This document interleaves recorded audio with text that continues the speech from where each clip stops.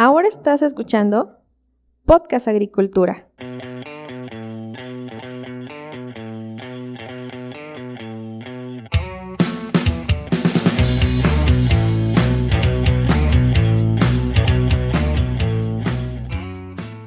Hola, ¿qué tal? Muy buen día tengan todos ustedes. Me da mucho gusto saludarlos nuevamente. Espero que se encuentren muy bien. En este episodio de Podcast Agricultura les traigo una nueva entrevista. Pero antes de pasar al audio, quiero comentarles que este episodio está patrocinado por Netafim, la empresa líder mundial en riego de precisión. Y si ustedes necesitan alguna solución para riego de precisión, ya sea para cualquier cultivo o para cualquier zona dentro de nuestro país, pueden contactar a Netafim México a través de su página web www.netafim.com.mx. Ahora sí, pasemos a la entrevista. Hola, ¿qué tal? Me da mucho gusto saludarlos nuevamente. Espero que se encuentren muy bien. El día de hoy, en este episodio del podcast, les traigo una nueva entrevista. En esta ocasión vamos a hablar sobre cuál es la importancia de los suelos o del recurso suelo para la agricultura nacional, y para esto me acompaña el doctor Óscar Fernández. Doctor, muy buenas tardes, ¿cómo se encuentra? Muy bien, aquí muy contento de estar aquí en este podcast y vamos a platicar de suelos. Perfecto, doctor. Pues para comenzar, como empezamos todas las entrevistas, me gustaría solicitarle que se presente para que los escuchas de Podcast Agricultura lo conozcan. ¿Quién es el doctor Óscar Fernández y a qué se dedica? Perfecto, pues muy breve, yo estudié ingeniero agrónomo especialista en suelos en la Universidad Autónoma Chapingo, me gradué hace ya varios años, en 2003. Después de graduarme, pues trabajé un rato en lo que llaman el bajo mundo de los agroquímicos, con el asunto de los fertilizantes, allá en Veracruz. Después pasé a la Fundación Produce Veracruz, donde fui encargado de la unidad de manejo de suelos, donde precisamente hacíamos análisis de suelo y recomendaciones de fertilidad. Y desde 2010, que soy profesor investigador en el Departamento de Suelos de la Universidad Autónoma Chapingo, hice mi maestría en biotecnología de plantas en el Centro de Investigaciones y Estudios Avanzados del Politécnico Nacional, en la unidad de Irapuato, Sinvestap Irapuato para abreviar, y es donde ahorita precisamente estoy haciendo también el doctorado, y a grandes rasgos pues es a lo que me dedico. Trabajo en el área de fertilidad, de nutrición, algo de microbiología, clasificación de suelos, es a lo que me dedico principalmente. Perfecto, doctor. Pues entonces toda su formación o mayoritariamente ha sido en el área de suelos, así que usted es un especialista en este tema, y por lo tanto me gustaría comenzar preguntándole desde su punto de vista, ¿cuál es la importancia del recurso suelo para la producción agrícola? Pues es un recurso fundamental. La producción agrícola pues depende de varios factores, depende de la planta misma, por eso son importantes los genetistas, los fitotecnistas, hay que conocer la planta. Desgraciadamente pues dependemos mucho de la cuestión ambiental, la climatología, el asunto de las lluvias, los cambios de temperatura, que eso en su mayoría no lo podemos manejar. Y principalmente la producción de alimentos y de otros commodities, como le llamaban anteriormente, siguen siendo el suelo. El 95% de lo que nos comemos o utilizamos como las fibras siguen proveniendo del suelo. Entonces es un recurso fundamental, es un recurso que a veces subestimamos, y es un recurso que hasta ciertos niveles podemos manejar para hacer mucho mejor la producción. Muy bien. De repente en la actualidad hay esta idea de que con la hidroponía ya no se requiere suelo para producir. Sin embargo, como usted menciona, pues el 95% de todo lo que comemos todavía proviene del suelo. ¿En algún momento la hidroponía podría hacer que ya no necesitemos suelo? En su mayoría me parece que todavía no, que estamos muy lejos de eso. Precisamente cuando yo decidí estudiar suelos, pues era un comentario que me hacían: ¿para qué iba a suelos si ya existía hidroponía? Además, mi generación nos graduamos 13, éramos muy poquitos, hasta me decían que a quién le iba a copiar si nadie se iba a suelos. Sí está tendiendo hacia allá la agricultura, pero la principal fuente de nuestros alimentos, que son los granos básicos, se siguen produciendo en campo abierto y en grandes extensiones. Eso, aunque hay ensayos, todavía no lo podemos producir ni en invernadero ni en hidroponía. Lo que tenemos en hidroponía básicamente son hortalizas. Por ahí hay trabajos muy interesantes de algunos frutales como mangos, como higos, como plátano, de producirlos en superficies cerradas. Sin embargo, la base de nuestra alimentación sigue siendo el suelo. Entonces, todavía veo muy lejano ese sueño de poderlo producir en hidroponía. Ok, interesante sin duda. ¿Y cuáles son los motivos principales por los cuales se pierden suelos agrícolas tanto en México como en el mundo? Porque es un recurso y como tal pues podemos perderlo, ¿no?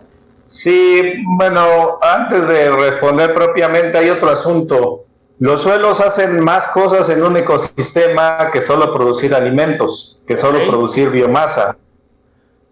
Es el gran filtro de agua para que se recarguen los acuíferos y tengamos agua limpia. Va a depender de región y del país y de cada país. El peor problema que podemos tener es la erosión, y eso sí lo estamos teniendo en regiones importantes de México, como Michoacán, Oaxaca, algo de Chiapas, algo de Guerrero, Veracruz, Tlaxcala, Estado de México, donde deforestamos, no le damos el manejo adecuado al suelo, vienen las grandes precipitaciones y se lo llevan. Eso, por ejemplo, está pasando, por desgracia, con las zonas que están incorporando al aguacate, que esos suelos andosoles en particular son muy sensibles a dejarlos desnudos y a que se erosionen. Y es el peor problema porque se lleva el suelo como tal, hay que volver a formar suelo. Después, el otro problema que estamos teniendo es lo que le llaman la pérdida de fertilidad. Nuestros suelos cada vez son menos fértiles porque aunque los fertilizantes son necesarios, hemos abusado de ellos, hemos roto los equilibrios biogeoquímicos y sobre todo hemos afectado la microbiología del suelo, la ecología microbiana para ser correctos. Entonces, el problema que ahora se está viendo es ese, la pérdida de la biodiversidad en el suelo.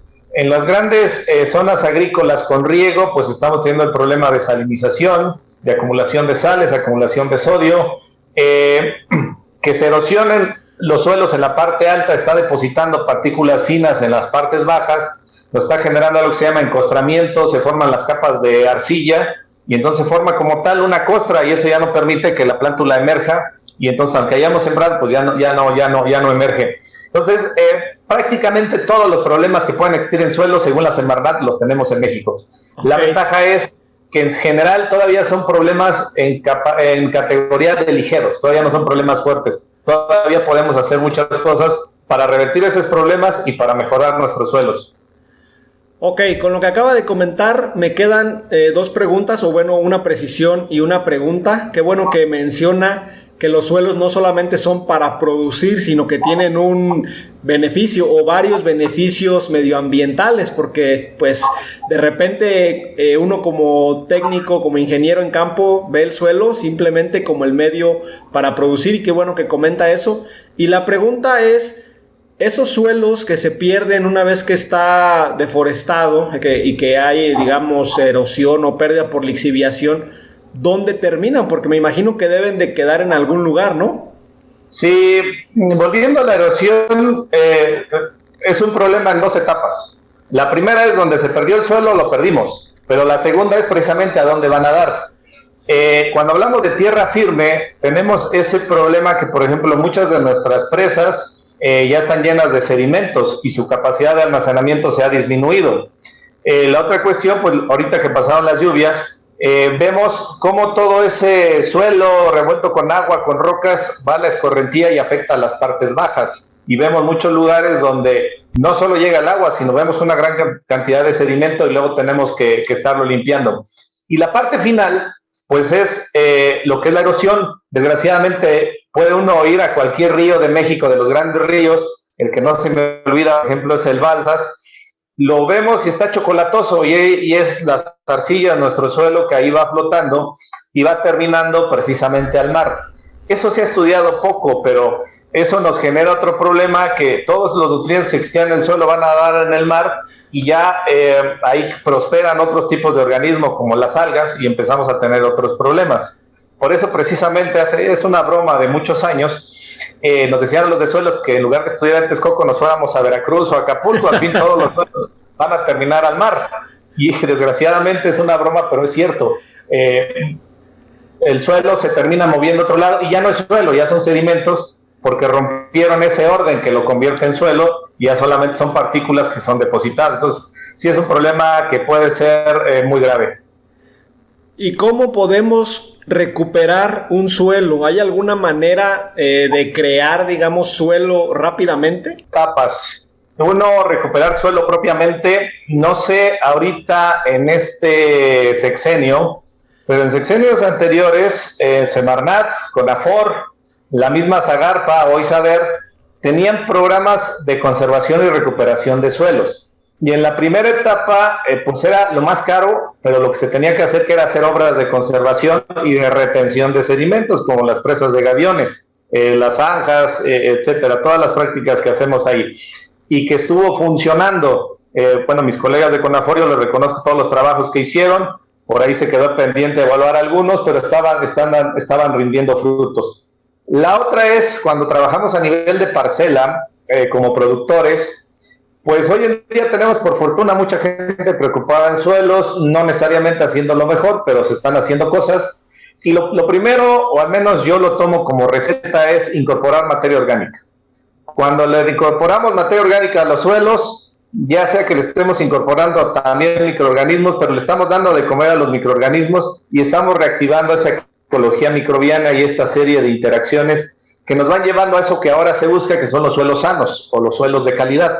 Entonces, de ahí vienen otras prácticas como el manejo que se enseñan en agronomía, pero pocas veces se hacen caso, como los suelos que están en ladera, pues hacer surcos al contorno, tratar de elaborarlos lo menos posible, recurrir a la labranza de conservación, a los cultivos de cobertera o dejar los residuos de cosecha. Existen muchas prácticas que sí se llevan a cabo. El problema está precisamente eso en el tiempo. No siempre son tan rápidas como quisiéramos, pero la industria avanza muy rápido. Ya tenemos productos derivados de la materia o que tienen que ver con materia orgánica o con la microbiología que sí nos ayudan a hacerlo un poquito más rápido, pero sí ya hay un montón de herramientas para hacerlo. Ok, y antes de llegar a ese punto de tener que implementar todas esas herramientas para recuperar los suelos, ¿qué prácticas se necesitan implementar en los campos agrícolas de nuestro país para cuidar a los suelos que ya tenemos? Sé que por ahí de repente pueden haber varias prácticas, no sé qué tanto ve usted cuáles sean las que son más fácilmente aplicables por los productores, y se lo comento porque, bueno, por ejemplo, en el tema de protección de cultivos, una práctica común es que roten cultivos, algo que difícilmente un productor con un cultivo de alto valor pues va a realizar, ¿no? Sí, es un asunto complejo, pero no imposible. La semana pasada yo di un curso sobre fórmula, cómo generar dosis, un manejo de fertilización del suelo, del manejo de la fertilidad del suelo, y ponía una cita de Lord Kelvin, el que hizo la escala Kelvin, okay, que más o menos dice que lo que no se mide no se puede evaluar, y lo que no se evalúa no se puede mejorar, y lo que no se mejora se echa a perder. Entonces tenemos que empezar por conocer nuestro suelo, el suelo que está en nuestra parcela, y lo tenemos que conocer de muchas maneras. A veces cometemos el error de quedarnos en los primeros 20, 30 centímetros que son los que tomamos para las dosis de fertilización. Sin embargo, hay que ir más allá. Hay que verificar que nuestra raíz o la raíz del cultivo no tenga ningún impedimento para que pueda desarrollarse, que no exista el famoso piso de arado, alguna capa de acumulación de carbonatos o cualquier cuestión que pueda limitar su crecimiento. Okay. Y es una de las razones por las cuales pues después acá los soleros nos dicen topos, cavatumbas o cosas similares, porque para eso se inventó el hacer el pozo pedológico, calicata le dicen en algunos países, con la intención de precisamente observar el perfil y ver que no existan limitantes. Segundo, precisamente hay que recurrir al análisis de fertilidad. Los fertilizantes no son malos, hemos abusado de ellos, porque los aplicamos a puro sentimiento o porque lo hizo el compadre y le funcionó. Y además de que estamos cuidando nuestro suelo, pues estamos cuidando nuestro bolsillo cuando hacemos un análisis de fertilidad y únicamente agregamos el nutriente o en su cantidad que hace falta. También tenemos que hacer esta parte de cuidar la materia orgánica del suelo. Yo insisto mucho en eso, en el manejo de la materia orgánica. Tenemos que hacer prácticas que nos lleven a que nuestro suelo esté desnudo el menor tiempo posible, que no quede expuesto a la precipitación, sobre todo ahora que con el cambio climático tenemos eventos muy, muy extraordinarios, lluvias muy intensas en un corto tiempo. Tenemos que regresar o empezar a pensar en la microbiología del suelo, en la ecología microbiana, y tendríamos que hacer otras prácticas que efectivamente tienen razón. Ahí ya no depende solo de nosotros, debería ser una política de gobierno, porque como bien planteabas en la pregunta, hay cultivos de alto valor que es difícil pensar en prácticas como la rotación de cultivos, que es muy deseable, porque a final de cuentas la agricultura es una actividad comercial, es una actividad empresarial, de la cual esperamos obtener algún beneficio, y muchas veces desde la academia se plantean medidas que sí son muy pertinentes, pero que ya en la práctica se dificultan, como precisamente manejar materia orgánica. No es tan sencillo decir voy a aplicar materia orgánica a los suelos, pero sí lo podemos hacer poco a poco. Pero es empezar por ahí, por conocer mi suelo, hacerle los análisis, aplicar lo que requiere, y en la medida de lo posible ir incrementando a otras prácticas quizá más complicadas, pero que ahí sí tendría que intervenir una política de Estado. Ok, ya que mencionó el tema de la materia orgánica, me gustaría preguntarle si cualquier fuente de materia orgánica es adecuada para aplicar a nuestros suelos, o hay algunas consideraciones importantes que tenemos que hacer.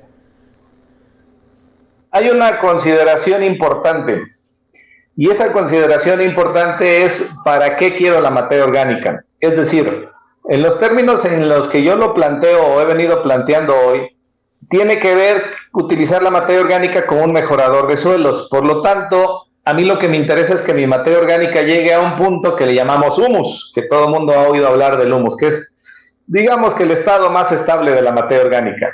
Ajá. Sin embargo, también desde las primeras clases en la universidad, los que estudiaron agronomía, nos dicen que el mejor abono es, por ejemplo, la gallinaza. Y no es en términos de que a mí ya no me interesa aplicar materia orgánica para mejorar el suelo, sino aportar nutrientes. La gallinaza tiene una relación carbono-nitrógeno muy pequeña, se mineraliza muy rápido y sí le va a aportar, en este caso, nitrógeno y otros nutrientes a mis plantas. Entonces, si yo quiero mejorar mi suelo, ocupo ciertos materiales. Si yo quiero aportar nutrientes, sobre todo en la agricultura orgánica, pues debo ocupar otros materiales. Esa es la más importante, y a partir de ahí pues ya selecciono mis materiales, básicamente en algo que llamamos la relación carbono-nitrógeno, para saber si se va a descomponer muy rápido o si se va a descomponer muy lento y va a mejorar mis suelos. Muy bien. ¿Y qué otros factores, doctor, necesitamos analizar para saber si un suelo es apto o no para hacer agricultura? También me gustaría ver si nos pudiera comentar cuáles son los principales parámetros que tenemos que revisar en los análisis de fertilidad. Ok, bueno, de principio es una pregunta que la respuesta va más allá de los análisis de fertilidad. Ok. Prácticamente desde que nació la ciencia del suelo, como le llamamos ahora, uno de los principales usos que se le dio a ese conocimiento fue precisamente la agricultura. Y desde aquellos años, estoy hablando de 1920, 1910 inclusive, se utilizan unas tablas que llamamos de capacidad de uso, donde no solo cuenta la disponibilidad de nutrientes, sino en cuenta la pendiente. Es decir, hay suelos que por pendiente pues definitivamente no es recomendable hacer agricultura porque se van a erosionar. Okay. Tenemos que tomar en cuenta, esas tablas están pensadas para agricultura en temporal, entonces hay que pensar en cuestiones de precipitación, que la precipitación sea suficiente para el cultivo que quiero yo poner. Hay que considerar la profundidad, no es lo mismo sembrar lechugas, que con 20 centímetros sería suficiente, que sembrar maíz, que ocupamos 50, 60 centímetros, o jitomate, o frutales, que ocupan más de 80 centímetros de profundidad. Necesitamos saber si el suelo tiene problemas de drenaje, ya sea superficial, que se inunde, o que a través del perfil el drenaje sea muy lento, entonces tengamos problemas de oxigenación en la zona radicular. Esos son factores o elementos externos al suelo o que no tienen que ver con la disponibilidad de nutrientes. Ya después, hablando propiamente del análisis, yo creo que el elemento más importante para saber, ya no si voy a establecer agricultura o no, sino qué cultivo es el pH. El pH, la mayoría de las plantas que utilizamos, pues están entre ligeramente ácidos, ligeramente ácidos neutros o ligeramente alcalinos.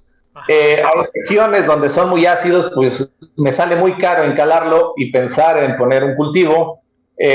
Hay cultivos como por ejemplo el arándano o el aguacate, que no les gustan los suelos arcillosos en muchas regiones, por eso que son dos cultivos muy importantes, sobre todo los arándanos, que es un arbusto, pues se están cultivando en sustrato, no en suelo, porque no les gustan los suelos arcillosos.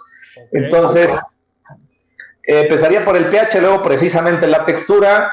Eso va a depender del cultivo que yo tengo. Y ahora sí, la disponibilidad de nutrientes. Hay suelos que no están tan mal, hay suelos que van a tener problemas de fósforo, va a ser muy caro resolver ese problema o disminuirlo. Entonces sí hay muchas cosas que ver, pero creo que serían las más importantes. Ok, sin duda son bastantes parámetros los que hay que tener en cuenta. En el caso del pH, si tuviéramos un pH demasiado ácido o demasiado básico, ¿aproximadamente en cuánto tiempo podríamos mejorar esas características o esta característica del pH para poder sembrar un cultivo? Bueno, como yo trabajé en Veracruz, me gustan más los suelos ácidos. Ok, adelante. Los suelos alcalinos son un poquito más complicados. Para los suelos ácidos, pues se maneja el encalado. Ya dependiendo del equilibrio calcio-magnesio, pues a veces habrá que utilizar solo carbonato de calcio y a veces habrá que utilizar la famosa cal dolomítica que lleva calcio-magnesio. Ajá. Cuando nosotros encalamos, el cambio es relativamente rápido. Estamos hablando que alrededor de mes y medio, dependiendo de la dosis que apliquemos, el pH ya se estabilizó cercano a la neutralidad. Pero como los suelos ácidos se presentan en regiones muy lluviosas, pues al cabo de un ciclo o al cabo de un año, esta cal que nosotros agregamos, pues ya se volvió a lavar y hay que volver a aplicar. Entonces, los suelos ácidos son relativamente más rápidos porque tenemos humedad. Los suelos alcalinos son más complicados, porque ahí hay que distinguir entre suelos alcalinos, suelos calcáreos, suelos salinos o suelos sódicos. Ok. En algunos casos se resuelve haciendo una buena fertilización. Los fertilizantes, a final de cuentas, son sales. Cuando se disuelven en agua van a tener un pH. Aquí lo ideal en suelos alcalinos es utilizar fertilizantes de reacción ácida, como el sulfato de amonio, que acidifica bastante, o el fosfato diamónico, que también es de reacción ácida. Y eso nos permitirá no necesitar de mejoradores. Para los suelos alcalinos se recomienda o se utiliza tradicionalmente como mejorador azufre de grado agrícola.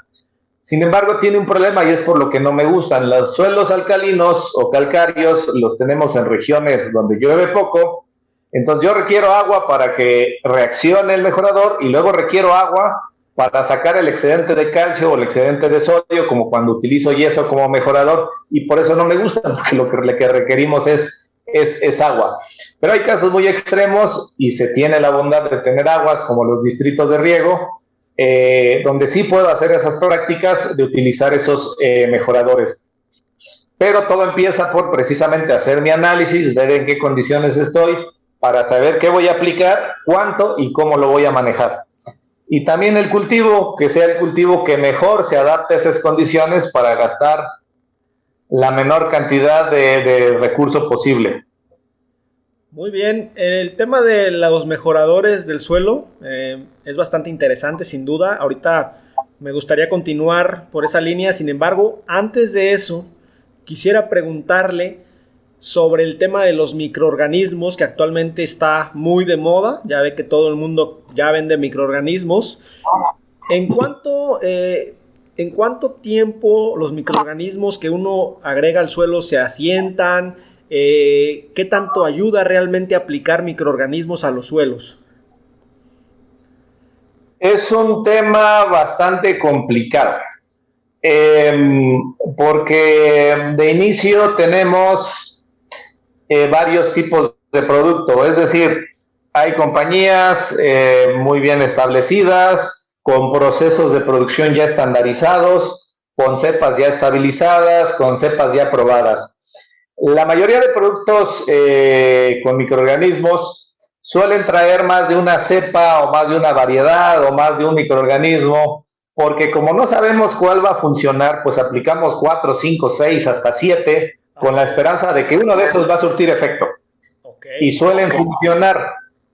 Los que a mí me preocupan más son los tipos de productos que son más rústicos, más de elaboración artesanal, porque ahí no tenemos procesos estandarizados. Entonces, no voy a decir que no funcionan, pero no sabemos realmente cuál fue el efecto de esos microorganismos, porque además, pues, decía el difunto doctor Fidel Márquez que un gran productor de maíz o un gran técnico en maíz necesitaba 100 grandes lecciones en el cultivo. Lo malo que al ser un cultivo anual, pues necesitamos 100 años, entonces nunca ha existido, nadie ha vivido más de 100 años. Entonces las condiciones cambian mucho, que a veces podemos ver un gran cambio y asumir que fue nuestro producto y no necesariamente fue así. Ahora, van a funcionar en alguna medida u otra. El gran problema, o al menos los últimos 2 sexenios, ese fue el problema. Estamos hablando de organismos que están vivos y que necesitan cierto manejo o cierto cuidado. Y aquí fue donde fracasó su implementación, porque a la gente no le decían que tenían que cuidar, que colocarlos en un lugar fresco y seco, porque pues, cuando hace calor se deshidratan y se mueren las esporas o las bacterias. No les decían que cuando inoculaban sus semillas o aplicaban el inóculo, pues tenía que ser bajo sombra, porque pues la radiación directa está matando otra vez mis organismos o mis esporas. Y entonces muchas veces el producto es bueno, pero se está aplicando mal. Entonces no es tan sencillo. Ahora, lo que se empieza a cuestionar también, y ese es un artículo muy importante que acabo de leer. Okay. Así como a nivel macro estamos modificando la biodiversidad, nos pasa mucho en plantas o nos pasó mucho cuando se popularizaron los peces como mascota, que después de un rato los niños se aburrían y los arrojaban al drenaje, iban a dar a nuestros lagos o a los lagos en cualquier parte del mundo y se volvían una plaga. Lo mismo podría pasar con los microorganismos, porque nosotros estamos colocando microorganismos exógenos a un suelo, les estamos dando ventajas sobre la fauna, sobre los microorganismos nativos, y entonces probablemente a la larga podamos estar generando también un desequilibrio microbiológico, porque solo favorecemos a una parte, no a todos. Pero por fortuna, con la experiencia aprendida, pues nos estamos dando cuenta, yo creo que a tiempo. Y existe otro camino, que es precisamente el área que yo me dedico en el doctorado, que es ya no trabajar con microorganismos, sino con las sustancias que favorecen que esos microorganismos se reproduzcan. Así como existen los productos que nos venden a nosotros como humanos, los famosos prebióticos, ajá, que no traen microorganismos, sino si traen sustancias que promueven los microorganismos. Lo mismo lo estamos intentando para el suelo. Ya existen comercialmente por al menos un par de marcas aquí en México, y ese es el otro camino que también se está explorando, porque sí es un tema complicado, sí funcionan, eso sí quiero dejarlo claro. Lo que no está claro es el alcance y cuáles las consecuencias a futuro. No estemos resolviendo un problema ahorita y generando uno dentro de 10 o 12 años. ¿Usted preferiría aplicar un consorcio microbiano de estos que traen muchas cepas, o preferiría aplicar a los suelos de a una sola cepa? No, ya llevamos muchos años con los consorcios microbianos, que también ahí hay que tener sus asegúnes. Es decir, de los primeros consorcios microbianos que surgieron fue precisamente alguien trabajaba micorrizas y alguien trabajaba Rhizobium o Azospirillum o Azotobacter, y se preguntó qué pasa si los juntos, deberían funcionar mejor, ¿no? Porque van juntos. Ajá. No siempre es así, pero esos fueron los primeros. Pero ya tenemos pues una gran cantidad de microorganismos más o menos reconocidos que son benéficos para la planta, que empezaron como biofertilizantes, y realmente esos son los consorcios microbianos que más o menos conocemos su efecto y que están funcionando. Porque hay otra cosa que se promueve mucho, por ejemplo, en la agricultura orgánica, que es ir a las montañas, a los bosques, traer un montón de tierra de la parte superficial, con la creencia de que ya existen microorganismos, supuestamente traerlos, ponerlos en un medio de reproducción masiva, donde le echan un montón de cosas, y después ir y aplicarlos al suelo. Eso es totalmente artesanal, de nuevo, a veces funcionan, a veces no sabemos qué está pasando. Entonces, aquí el problema es precisamente la estandarización. He conocido gente que lo ha hecho de manera artesanal durante muchos años, pero ellos mismos ya más o menos tienen definida su receta. El problema es cuando esa recetita artesanal la queremos extrapolar a grandes regiones o a una región diferente, ahí sí no sabemos cuál es el resultado. Pero los consorcios funcionan, sí funcionan, es mejor poner muchas bacterias. Hay algo que se llaman suelos supresivos, que eso sí está supermedido. Entre mayor diversidad de microorganismos tengamos, el suelo es más supresivo, es decir, es capaz ese microecosistema controlar enfermedades que lo que hace un suelo que tenemos en agricultura convencional. Ok, interesante. Ya que ha tocado el tema de ir por material a los bosques y traerlo como a modo de enmienda, ¿qué consecuencias negativas podemos tener de hacer esto? Por ejemplo, le comento en el caso de la zarzamora, se va a las zonas boscosas y se extrae topure, que pues obviamente en esa zona es un material que contiene muchos microorganismos, muchos elementos benéficos, pero se trae en camiones, se descarga en el rancho, se pone a modo de enmienda y pareciera ya como una tierra estéril en lugar de tener esa vida que tiene en el bosque. Sí, otra vez es un rollo complicado porque hay un trabajo ya de hace 2 o 3 años encabezado por un español, Manuel Delgado Barquerizo, que son de esos trabajos que en investigación causan envidia. Él analizó muestras de todo el mundo y de distintos ecosistemas, y de hecho fue muy conocido su trabajo. El trabajo se llama Atlas Global de las bacterias dominantes en el mundo. Okay. Y de la parte interesante de su trabajo es, por ejemplo, las zonas tropicales, las grandes selvas, nosotros esperaríamos que tuvieran un montón de microorganismos, en este caso bacterias, y no los tienen, porque a las bacterias no les gusta casi la acidez. El punto al que quiero llegar es la asociación que se ha establecido entre las plantas que crecen en ese suelo y los microorganismos que lograron desarrollarse ahí es muy estrecha.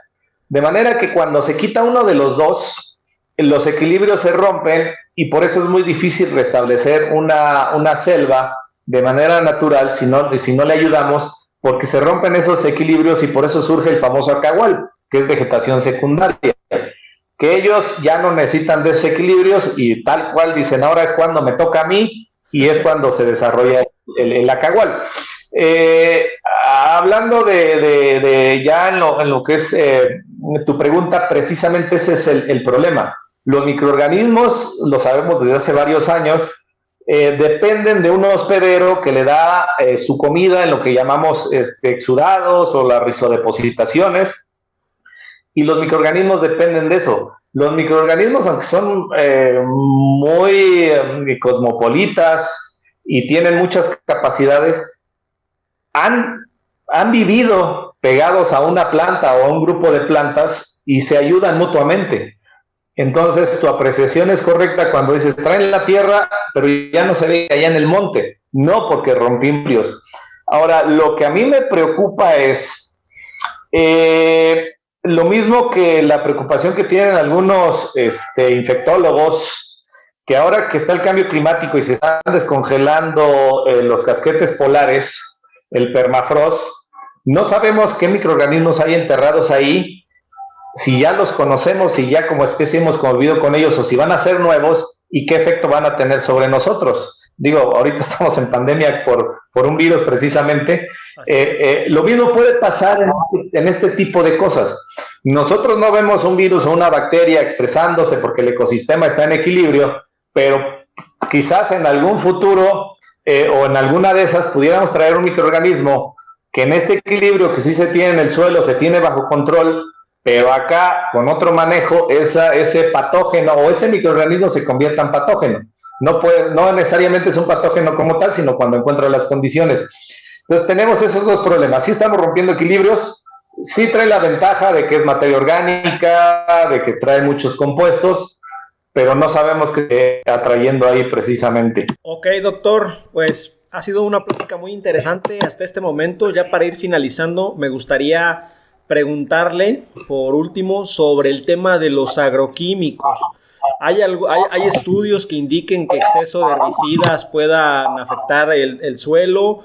No sé, también, por ejemplo, cuando se aplican, por ejemplo, en el caso de las berries, se aplican grandes dosis de agua, entonces mucho de los insecticidas y fungicidas caen al suelo. ¿Qué daños estamos haciendo con esto?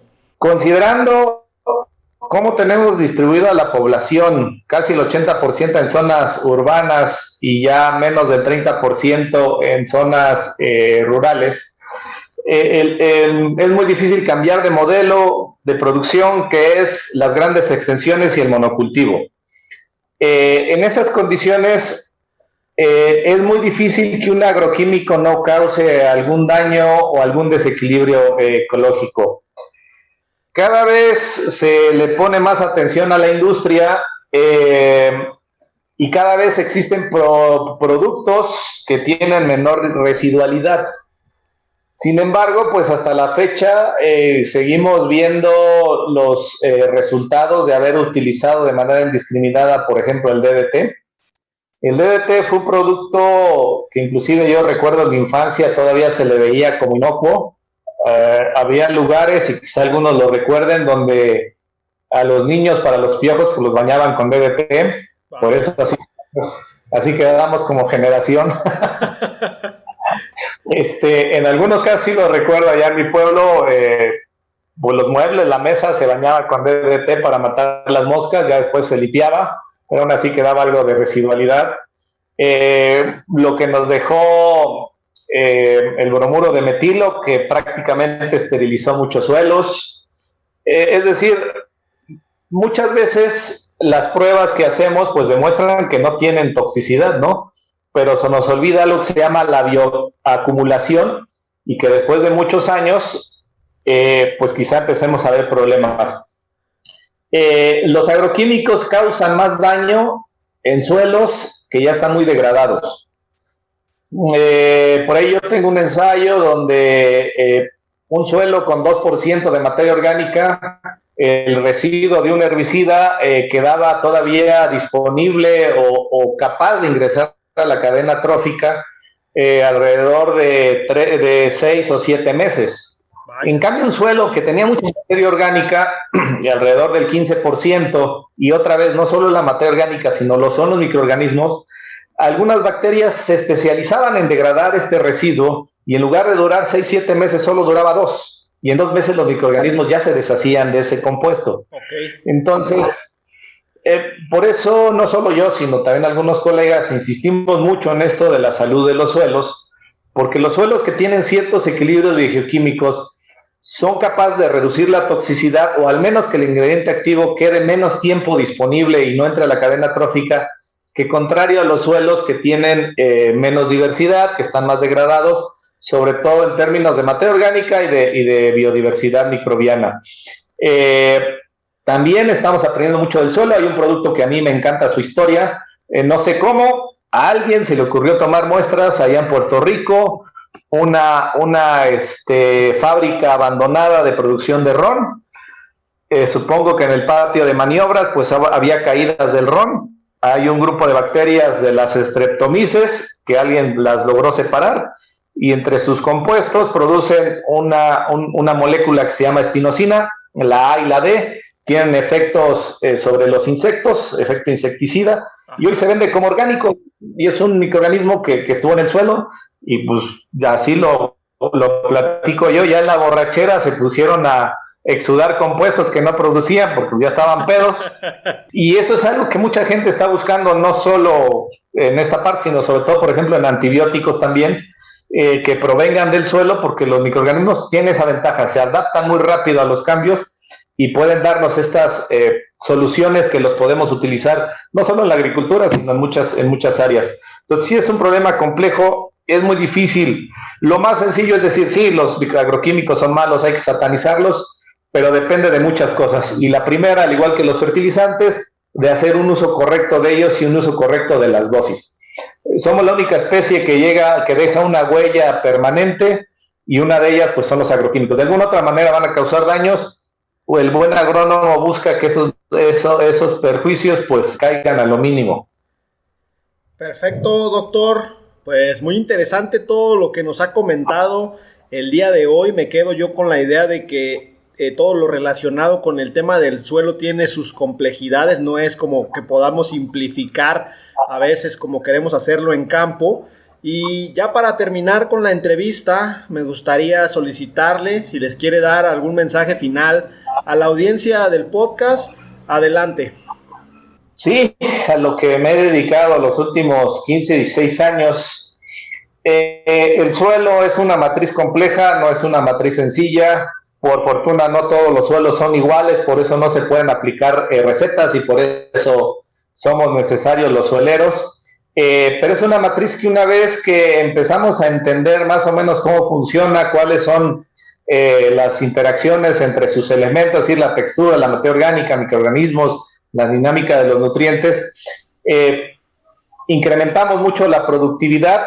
Y algo que no platicamos mucho, pero también los suelos agrícolas nos pueden ayudar en eso que le llaman los servicios ambientales o los servicios ecosistémicos. Ya platiqué de la recarga de acuíferos. Ahorita pues estamos muy preocupados con la captura de carbono por el cambio climático.